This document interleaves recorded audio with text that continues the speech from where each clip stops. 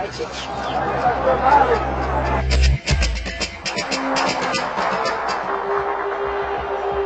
trabalhador brasileiro.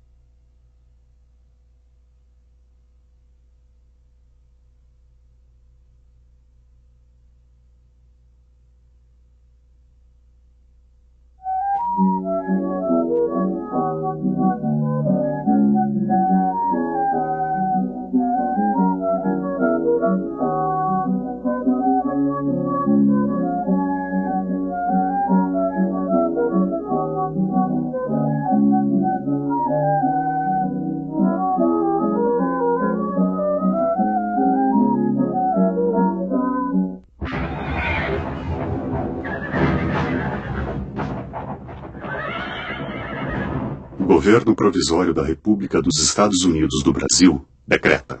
Artigo 1º.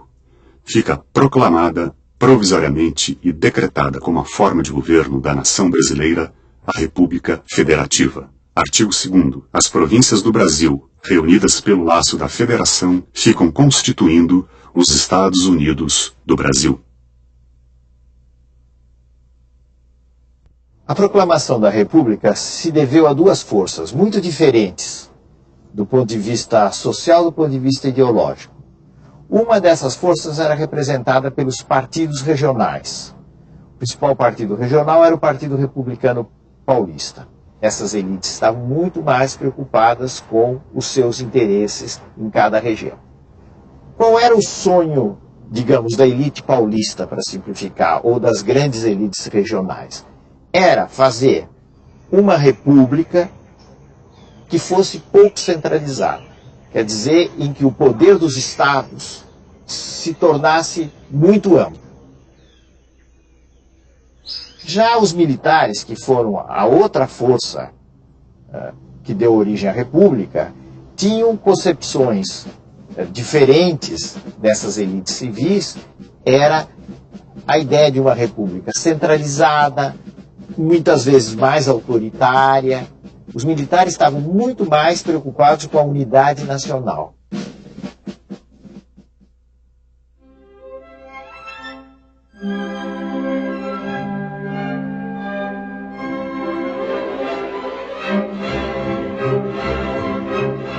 Essa luta foi ganha pelas elites civis.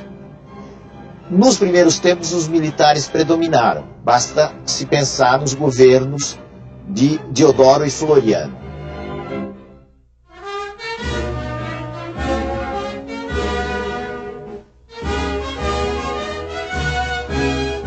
Mas logo depois se formou uma república civil.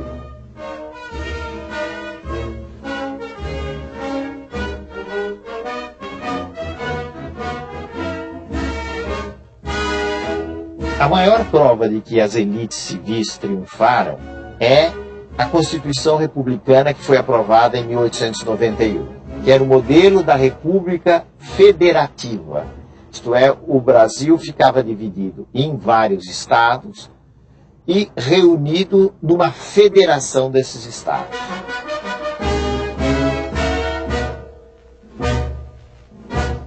E, além disso, essa Constituição, seguindo bastante o modelo americano, criou uma divisão de 3 poderes, pelo menos na teoria.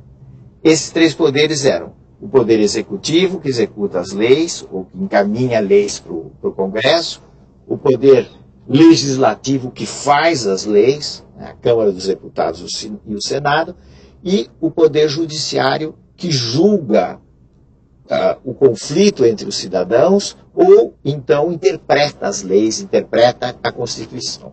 O que a Primeira República fez, em continuação com os últimos anos do Império, foi manter o voto só para as pessoas alfabetizadas. Mas, ao mesmo tempo, abriu um instrumento que, vamos dizer assim, convidava à fraude eleitoral. Esse instrumento era a inexistência do voto secreto. Como o voto era aberto, todo mundo sabia o voto de um determinado cidadão, a possibilidade do cidadão ser pressionado a votar em determinados candidatos, sobretudo no campo, era muito grande.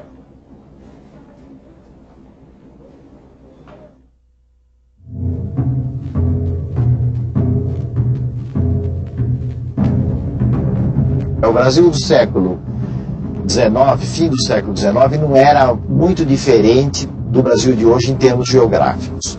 Só que havia vastas regiões do Brasil que não estavam ainda ocupadas. Elas estavam delimitadas, estavam no mapa, mas não havia uma ocupação real. Caso, por exemplo, até do oeste de São Paulo, que tinha regiões ocupadas por índios, coisa que pouca gente sabe no início do século XX.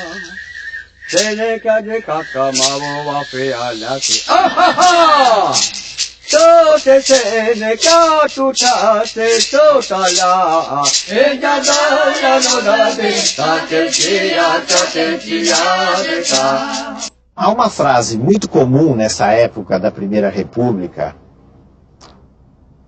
fim do século XIX até 1930, de que o Brasil é um país essencialmente agrícola. Quer dizer, vamos nos fixar em atividades agrícolas e vamos esquecer tudo mais.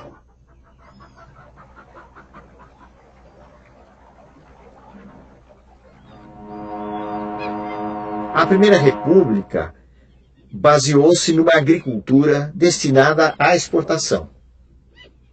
Todo o eixo, vamos dizer assim, do crescimento econômico estava voltado para a produção de determinados bens que seriam vendidos no exterior. Do ponto de vista da população, da produção, houve um grande impulso da região centro-sul e do sul do país.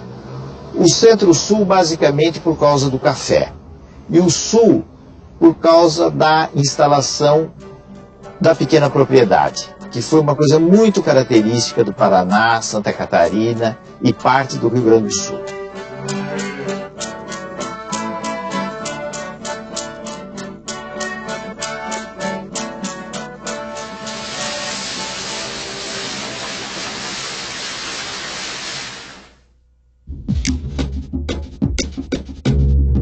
A partir de 1880, por aí, surgiu a produção de borracha.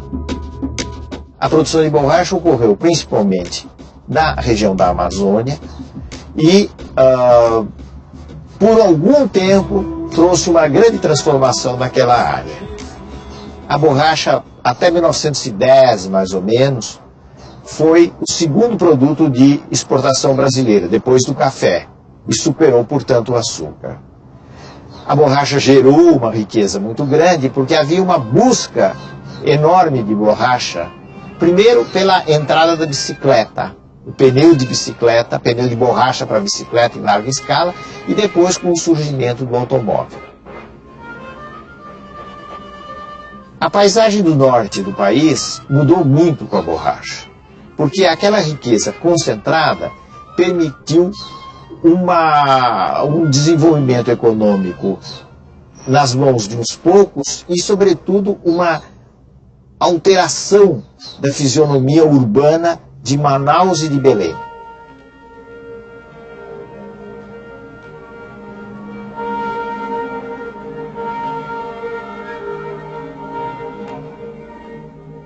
Até que surgiu a grande crise da borracha.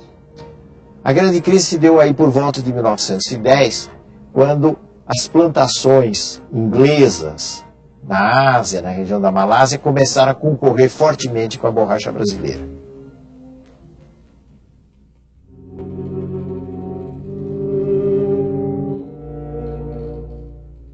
Havia regiões do Brasil que progrediam muito, mas havia também amplas extensões no campo que eram extremamente pobres, com populações que ficaram à margem de todo esse progresso que ia se realizando no centro-sul, no sul do país.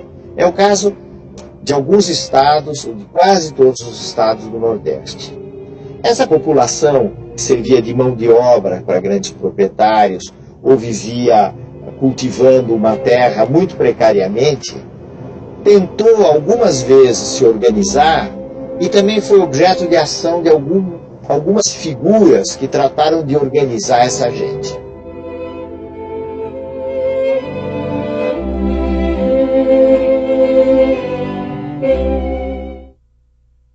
Dos movimentos no campo, o mais importante, o mais conhecido, foi o de Canudos, que se instalou no norte da Bahia, perto da cidade de Jeremoabo, entre 1893 até sua liquidação em 1897.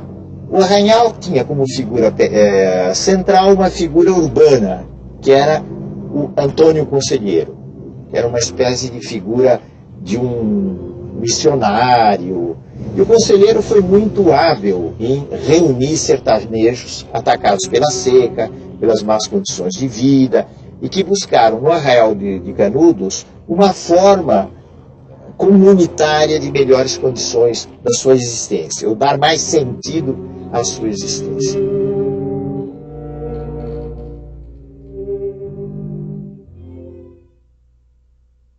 O governo da República, que poderia ter a compreensão desse fenômeno e tratá-lo de uma outra maneira, resolveu liquidá-lo.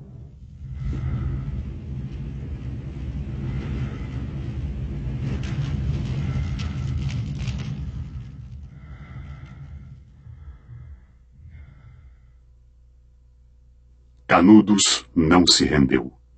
Exemplo único em toda a história, resistiu até ao esgotamento completo, expugnado palmo a palmo, na precisão integral do termo. Caiu no dia 5, ao entardecer. Quando caíram os seus últimos defensores, que todos morreram. Eram 4 apenas. Um velho, 2 homens feitos e uma criança, na frente dos quais rugiam raivosamente 5.000 soldados.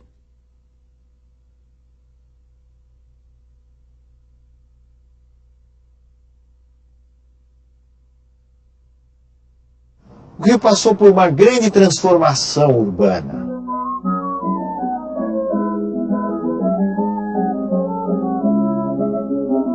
Por exemplo, a Avenida Rio Branco foi aberta no início da República e foram feitas também muitas transformações que envolveram sacrifícios para pessoas pobres que moravam no centro da cidade e que tiveram que se deslocar ou para os subúrbios ou para as favelas que estavam começando a crescer nos morros do Rio de Janeiro.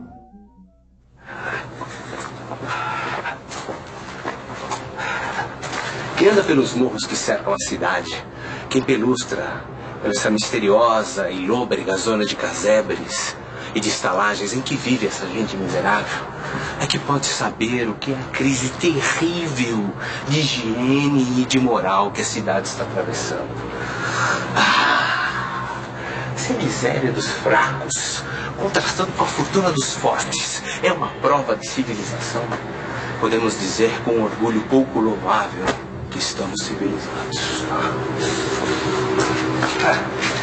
É interessante, para não dizer revoltante, que só nos mostremos impressionados pelos aspectos da nossa vida essencialmente urbana e preocupados com o saneamento do centro da cidade, quando o grande mal, o mal terrível, o mal hediondo, está nessas furnas, nessas bibocas, nessas besgas imundas da nossa Whitechapel, onde ninguém sabe ler e onde ninguém toma banho.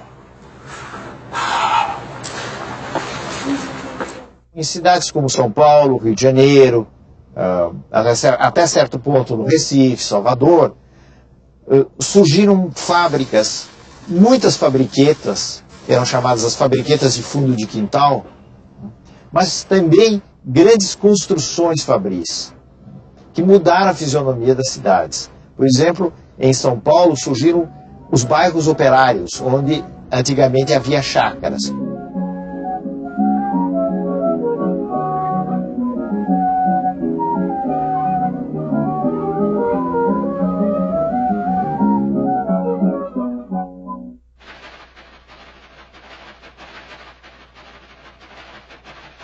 esse impulso, no caso de São Paulo, foi muito gerado através da própria atividade cafeeira, através do próprio negócio do café. Por quê? Porque o café gerou uma grande expansão econômica, uma urbanização, quer dizer, as cidades cresceram muito, a cidade de São Paulo cresceu muito, e criou assim um mercado interno, um mercado para os produtos industriais. Foi por essa via que as indústrias começaram a crescer no país.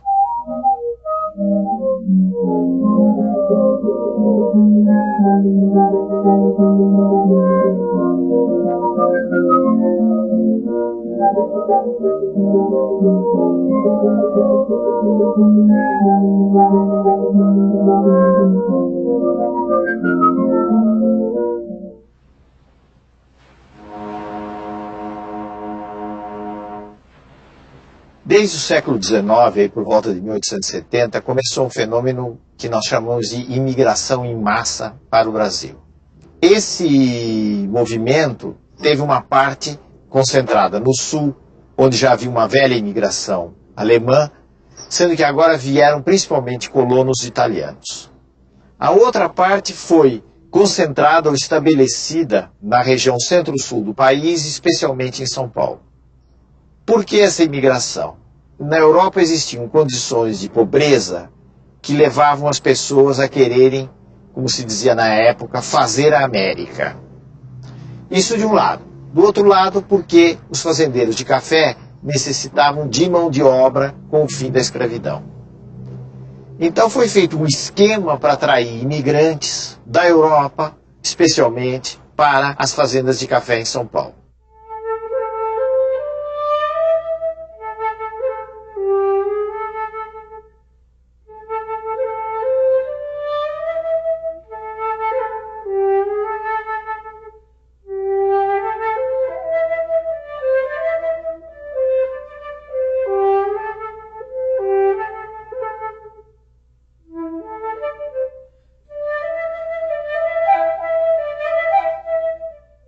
Os imigrantes que vieram para o Brasil em grande número foram os principais responsáveis pela introdução no Brasil de uma série de ideias que a gente genericamente pode chamar de ideias socialistas. Dentre essas ideias, talvez a ideia mais importante, no caso brasileiro, foi a dos anarquistas.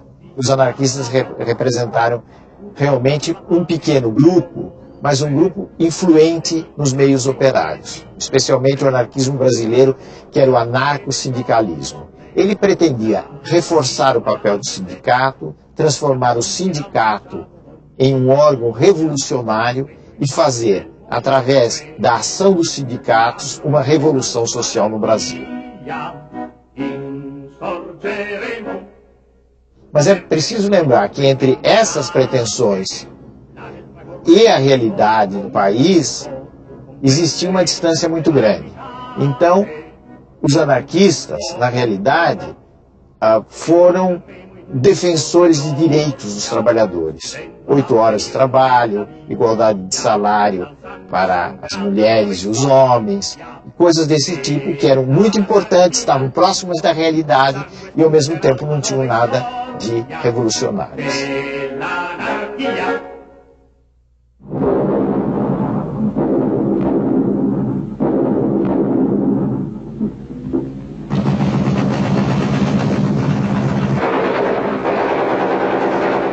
Depois da Primeira Guerra Mundial, 1914 e 1918,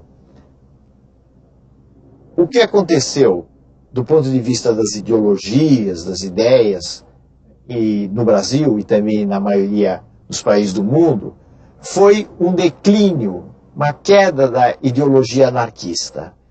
Os anarquistas não trouxeram soluções, ganhos efetivos para os trabalhadores, não conseguiram isso.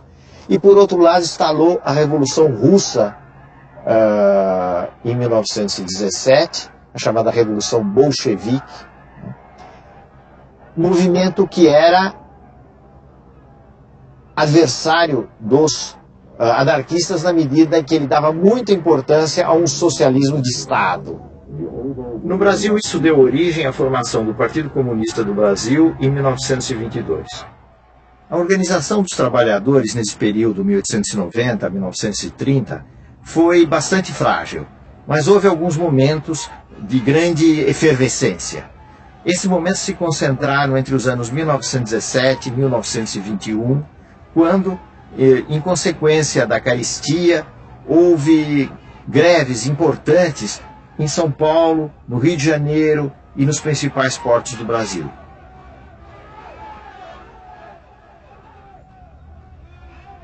Começaram a se acumular sintomas, sinais de crise da Primeira República.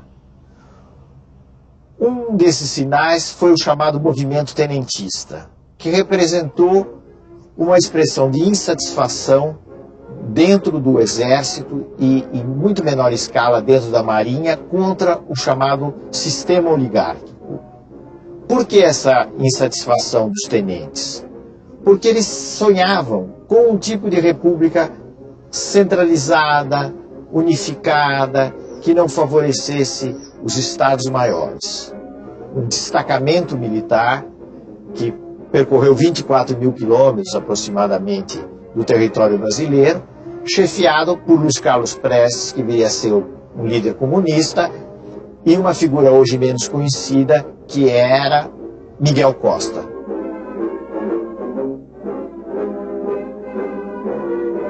Por volta de 1927, o movimento terminou.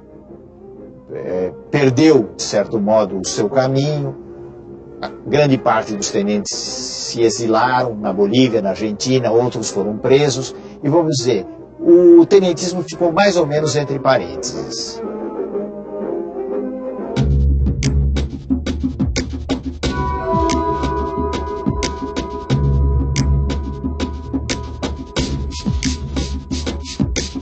São Paulo e Minas fizeram uma aliança, a República do Café com Leite, que durou ao longo da Primeira República até quase o fim da Primeira República. São Paulo teve uma forte predominância na Primeira República, e São Paulo tinha como base econômica o café, e Minas também teve essa predominância, e o leite, a produção de leite, era um fator econômico importante das atividades agrícolas e pastoris de Minas Gerais. Mas é preciso a gente tomar cuidado e não pensar que tudo, do ponto de vista político, era a aliança de São Paulo e Minas. Muito da disputa política e dos acordos políticos passava por São Paulo, passava por Minas, mas passava também pelo Rio Grande do Sul.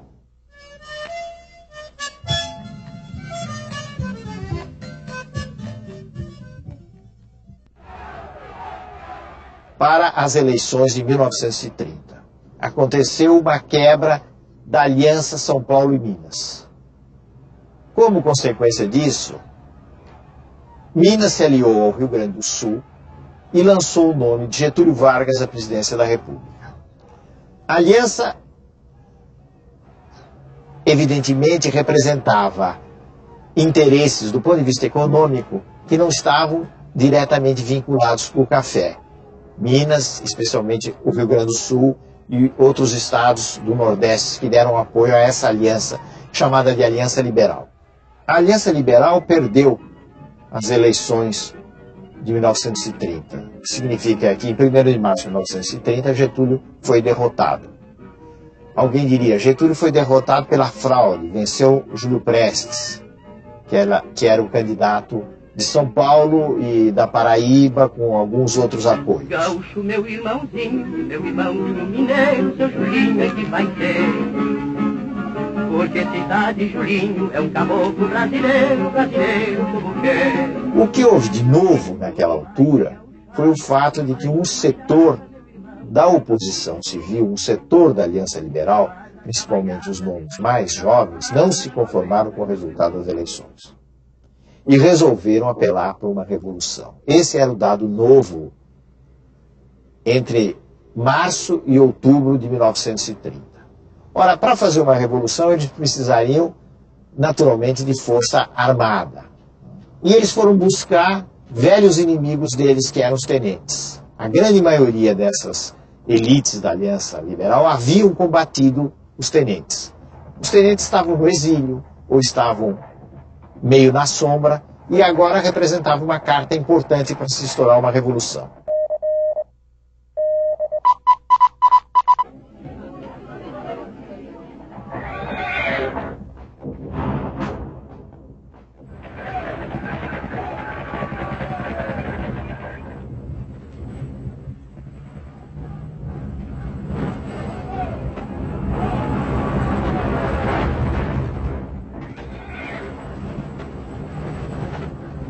A Revolução triunfou rapidamente no Nordeste, onde ela teve colaboração popular, sob a chefia de Juarez Távora.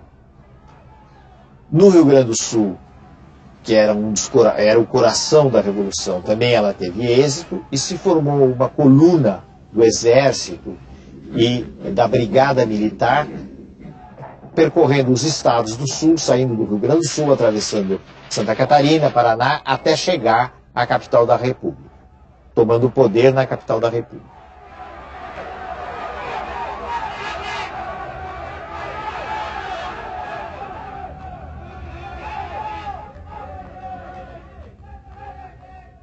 No próximo programa, Getúlio Vargas no poder. Primeiro, um período transitório. Depois, o Estado Novo, feito para durar. A Segunda Guerra Mundial, seus compromissos e oportunidades para o Brasil. Ao ver um povo desencarnado, sem se pintar mudou de cor. Veja, C-U-T, L-I-O, C-U. Veja, C-U-T, L-I-O, C-U.